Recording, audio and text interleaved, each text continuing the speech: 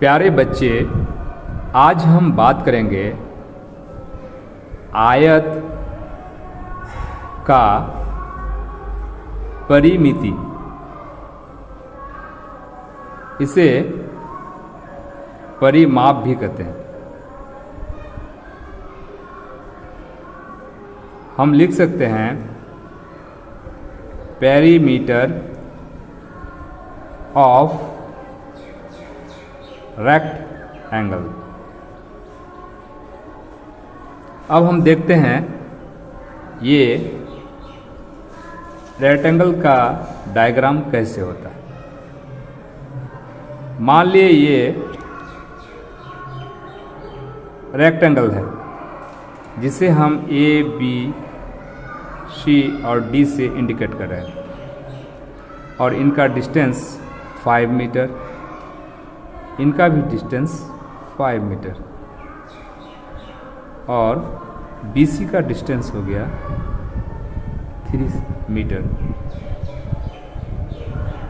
और A से D की डिस्टेंस भी 3 मीटर। तो बात कर रहे हैं हम पेरीमीटर की और रेक्टेंगल की। तो रेक्टेंगल वो होता है जो आमने सामने वाला जो साइड होता है पैरेलल होता है और आपस में बराबर होता है और सभी साइड एक दूसरे पर परपेंडिकुलर होता है। तो अब कह सकते हैं हम पेरीमीटर ऑफ रेक्टेंगल।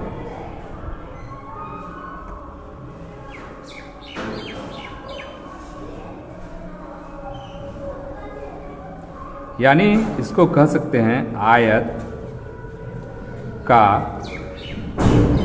परिमिति बराबर होता है। मान लिया ए से हम चलना शुरू किए, ए से बी, बी से सी और सी से डी और पुनः फिर डी से अ की ए पॉइंट पर पहुंचते हैं।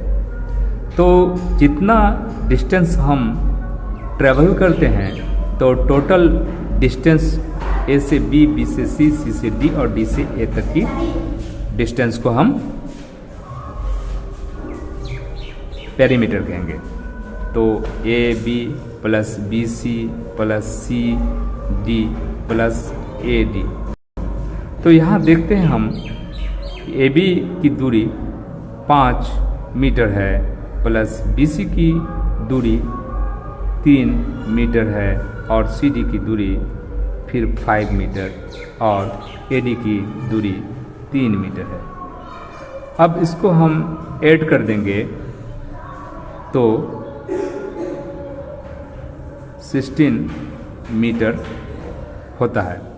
तो अब कह सकते हैं कि इस रेक्टेंगल का पेरीमीटर 16 मीटर होता है। अब इसे हम दूसरे ढंग से भी निकाल सकते हैं। कह सकते हैं perimeter of rectangle is equal to A B plus B C plus C D plus A D.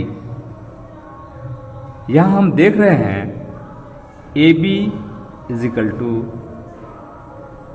C D और C B C is equal to A D.